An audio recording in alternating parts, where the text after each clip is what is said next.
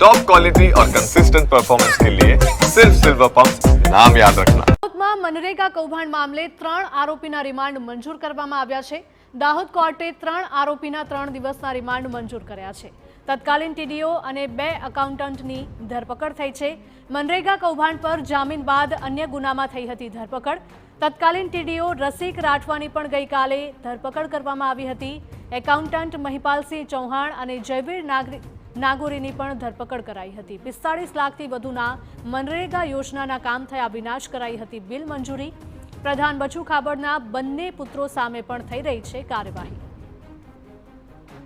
સંવાદદાતા પ્રિતેશ જોડાયા છે વધુ અપડેટ સાથે। પ્રિતેશ, મનરેગા કૌભાંડ મામલે 3 આરોપીના રિમાન્ડ મંજૂર થયા છે, શું વધુ અપડેટ?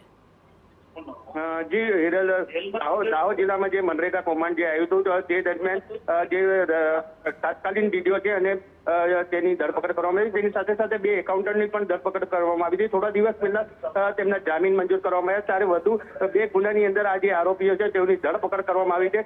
હાલ બંને જણા જે છે ત્રણે જે આરોપી છે તેઓને કોર્ટમાં રજૂ કરવામાં આવ્યા હતા અને તેમના 3 દિવસના રિમાન્ડ મંજૂર કરવામાં આવ્યા છે। હજી સુધી જે છે કહી શકાય કે જે 35 જેટલી એજન્સીઓ સામે જે ફરિયાદ થવા પામી છે, પરંતુ હાલ તો માત્ર ને માત્ર 4 જેટલી એજન્સીઓના માલિક છે તેમની સામે પગલાં લેવામાં આવ્યા છે। વધુ જે એજન્સીઓના માલિકો છે તેમના નામ ધીમે ધીમે સામે આવી રહ્યા છે।